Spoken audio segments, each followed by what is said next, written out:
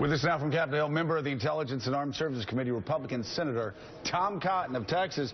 Arkansas. What did I say? Texas? Joe, oh, my God. What an insult. Well, we need to start that again. What an insult that was for you in Arkansas. Thank you so much for being with us. I mean... And he is from Arkansas. They don't even not Canada, not anywhere else.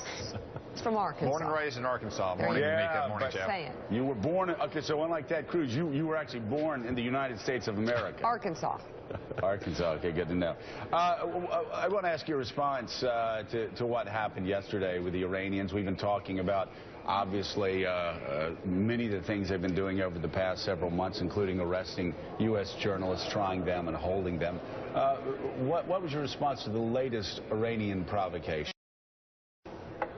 Well, Joe, that's exactly what it was, a provocation. I find it hard to believe that two patrol crafts both broke down, both just happened to drift into Iranian water, that the Revolutionary Guard Corps, the shock troops of the Iran regime, wasn't somehow involved in plotting this in advance, all designed to humiliate the president and therefore the United States, just days before we're about to release billions and billions of dollars in sanctions relief to Iran.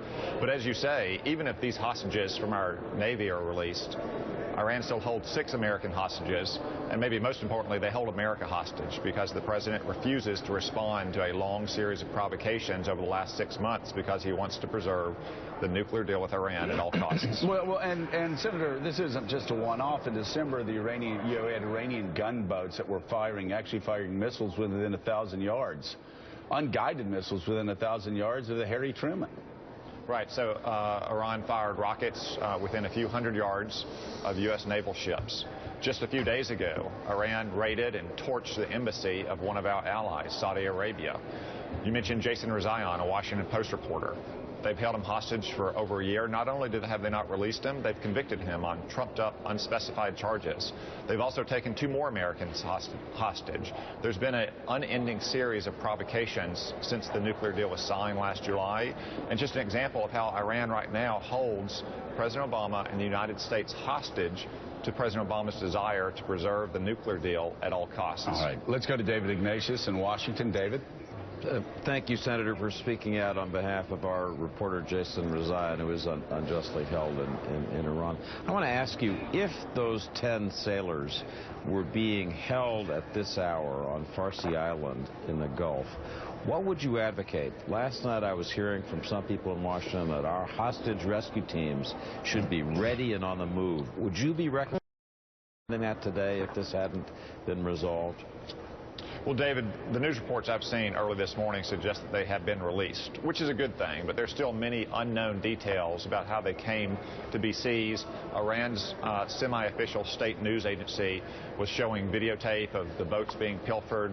Equipment may have been seized, weapons may have been seized.